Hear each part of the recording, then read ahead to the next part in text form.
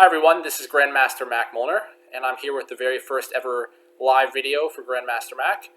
And in this game, we're going to look at one of my all-time favorites, played by one of my all-time favorite players, Mikhail Tal.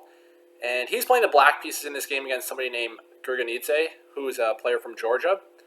And this game was played in the 1957 Soviet Championship, so quite a ways back, but it's one of his best, most well-known victories, and it's just a great example of his attacking capabilities. So we're just going to hop right into it. And the game features a pretty aggressive opening from Tal here. So once again, he's playing the black pieces, and he's going to aim for a Benoni coming up here. So these are all just the mainline moves of the modern Benoni, and it's an opening that doesn't get featured much at the highest levels. But there were some players who tried to make it work, like Gashimov was a person who comes to mind. But since the days of Tal, we really haven't seen someone really champion the black side of the Benoni defense. But he was able to pull off a couple of spectacular wins, like we see in this game. So at this point, this is just the main line, and one of black's plans here is going to be to do something like eventually play g6, put the bishop on g7. Aim it across the center now that there's a dark square pawn chain in the way. And white, mainly against this, likes to try to fortify their position in the center. And they can sometimes expand there with moves like e4 and eventually e5. Or they can sometimes play on the queen side and just kind of make sure that the queen side doesn't get opened up for black. Because at least they're going to have a pawn majority in the center for white. So the game continues like this. And nothing is too noteworthy at this point. There's a lot of ways that white could have played this opening, but here they just choose this very classical setup. Both sides castle. And I think this is probably the first interesting point where Tal has some choices here. So he could have played bishop g4, which is a common idea in these positions. One thing that black suffers from in the Benoni is kind of a lack of things to do for this light squared bishop. And also they're a bit cramped. So the light squared bishop can end up fighting for squares that the knight might want to control. So just trading it off immediately for black is a very good strategic decision also. So this definitely would have been a way that black could have continued here with just an example variation being something like this. And we can see that at least now this knight can make it to d7, and black's pieces are pretty harmonious overall.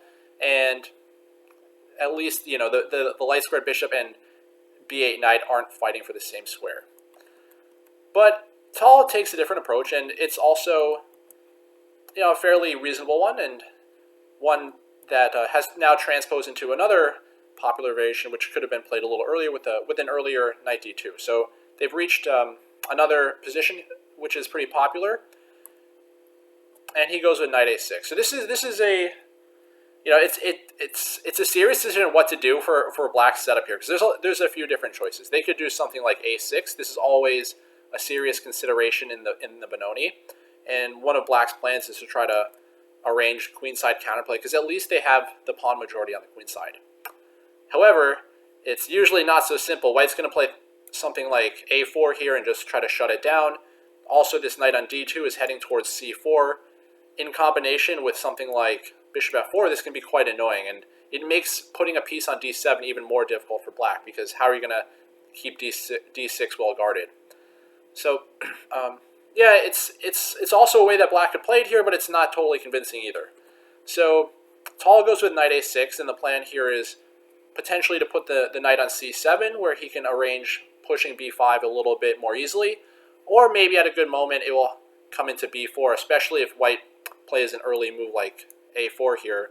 That's just going to hand over the b4 square. So white plays rookie 1 here.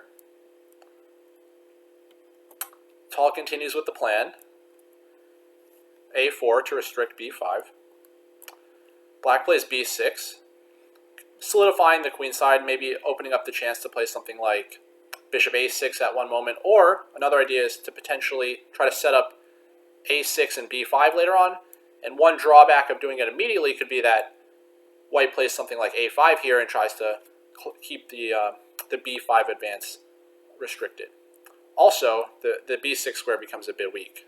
Plans like knight c4 to b6 in the future start to look a little bit more appetizing from white's point of view. So anyway, Tal plays b6. And this is where I think probably a modern player would do something a little different here, because we're still kind of in a opening position that can be expected. It's pretty much the best play for both sides at this point. And I think after this game, white would most likely do something like h3 here to help just keep pieces out of g4. But in the game, white played queen c2, and this gives black an opportunity to play something like knight g4. And even against this, if white were to play correctly, they still have a pretty good position. One of the problems of playing the Benoni is that even when it goes right, I guess you still have some issues, or you can. But white should absolutely take this knight. They should not let it linger here on the king side, especially when so many of their pieces have now been shifted over to the queen side. And you don't want to let Tal's pieces just hang over your king. That's not a good idea. So white played h3. A better move was bishop g4. And they should just immediately trade, play knight c4. Now that their center is overprotected, that e4 pawn is not weak, they can follow up with moves like bishop f4, and white's got a pleasant position. Not the worst Benoni of all time, but for black, but still nothing special, and white's going to be very comfortable with a supported center and no clear counterplay yet for black. However, white plays h3, asking for trouble, and Tal accepts the invitation, so he plays knight f2 here. And this is the beginning of the fun. White plays another kind of optimistic move, but one that was not well calculated. White should have played knight f3. This was the best defense. And once Tal sacrifices here, or in any situation where your opponent sacrifices, you should definitely have a serious look at what's going on. Make sure you kind of calculate all important variations and truly understand what your opponent is up to, because it's a really radical decision here. Of course, Tal has the reputation of playing just really wild, speculative sacrifices, but it's not a good enough reason to take here somewhat automatically. And Tal does not give him a second chance. He starts with queen h4, so he's just bringing pieces into the king side as quickly as he can. After king f1, he plays bishop d4, threatening the obvious mate on f2 here. So clearly, this is a big threat. White plays knight d1, and perhaps this is what his opponent had seen in his analysis up to this point. Maybe he had assumed that he's okay in this position, and maybe if given some time, he could play a plan something like bishop f3, start to walk the king out to the queen side if possible. But Tal's next move here kind of ends that idea pretty quickly. And I'd encourage you to take some time, think on your own here, pause the video if you want, and try to find black's best move. So let's say you pause your video. Now we can continue. Black plays queen h3. And there's always, in situations like this, signals that there could be some type of tactic. If your opponent's in a complete mating net like this, where every single open square is already under your control, then you can be creative with ways to attack your opponent's king. A lot of new options may exist, and you can look for ways to just crash through as quickly as possible. So in the game, white plays bishop f3. The clear point of this is that after pawn takes, black's going to capture back with this beautiful bowed-in mate where they're with the crisscrossing bishops. And yeah, this would be a great checkmate if you could have it happen. Okay, so queen h3. White tries bishop f3. And it's important that black doesn't rush things here. Sometimes what can happen when you're attacking is actually that you'll kind of make your original breakthrough, or you have some type of attack you've been building up, you make some progress, and then because things have changed a little bit, you need to reorganize and then prepare your second wave of the attack. So if black were to rush here with something like queen h1, this kind of ruins everything that they've worked hard for, because their pieces aren't prepared yet to support this attack white's going to play king e2, gain a tempo against the queen, and this extra time is going to really help white set up a defense, and black still needs to break through to this exposed king here. So it's definitely important that black is careful, but accurate and not wasting their opportunity. So he starts with queen h2. It's a safer move and could maybe waltz in a different direction here if allowed. This would work a lot better, obviously, if the knight's not still controlling things on d1, but the queen is kind of looming over.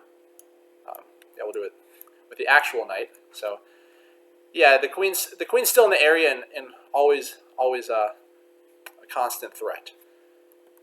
So white tries knight e3. And the next few moves, Tal does a really good job of including the rest of his pieces in the attack. He's had this successful breakthrough. He has 2 pawns for the piece that he sacrificed. But he still needs more forces to deliver the checkmate. So he starts with f5. This is a great move. And one attacking rule that you could live by is that when you're trying to checkmate your opponent's king, open up as many files and lines towards their king as possible.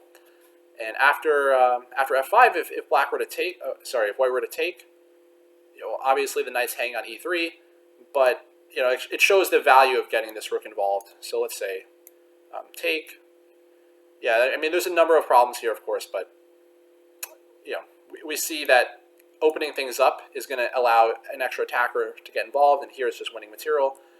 But the other issue for white is that after just a more normal move, black is ready to play something like pawn takes here, and then open up the f file, and we're just getting all sorts of different problems here. So definitely not knight takes, but okay.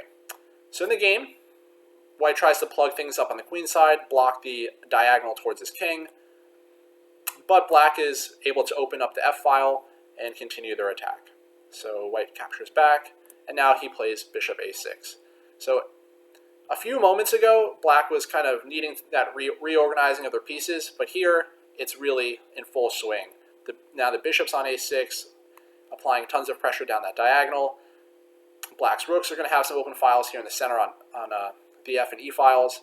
Black's bishop on d4 is a monster, and even this knight on c7 may at certain points be able to take on d5 in a way to help kind of sacrifice and remove a guard from some of these squares in the center. So white plays bishop f3, and actually, upon analyzing this with the computer found a really nice idea here for black. It was suggesting to play g5. And the idea is to be really forceful once again with trying to open up files towards the king. So g4 for black is next up with moves like rook f8 or queen f4 to help pile on this attack. And just prying whatever is in the way out of the way so you could attack down these open lines. But Tal's move in the game is also very strong. He plays rook e5. It's kind of nice a nice little taunting move in a way, because showing off how paralyzed white's pieces are, can't take.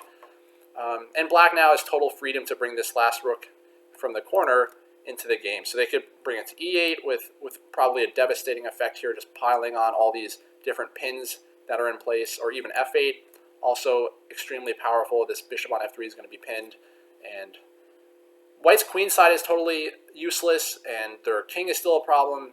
As soon as black brings in all these pieces, it's going to be lights out. So white tries rook a3.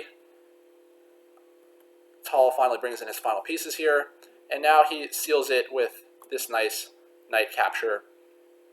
And he brings his last piece into the attack, and it's really hopeless for white here. If they try to take, for example, with the knight, this just loses to mate in 2.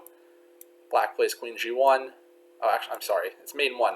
I think I was seeing things there for a second. So, let's see. Yeah, let's go back.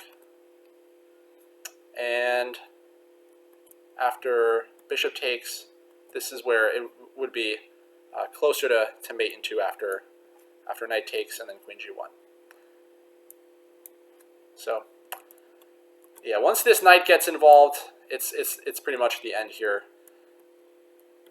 So he takes, black takes back, and actually, after king e2, we reach a pretty quick conclusion here after bishop e3 and bishop c4. So at this point, everything is falling for white. The If the bishop gets captured, black takes here, king d1, and then queen d2 with mate. So yeah, a really beautiful finish. White resigned after bishop c4.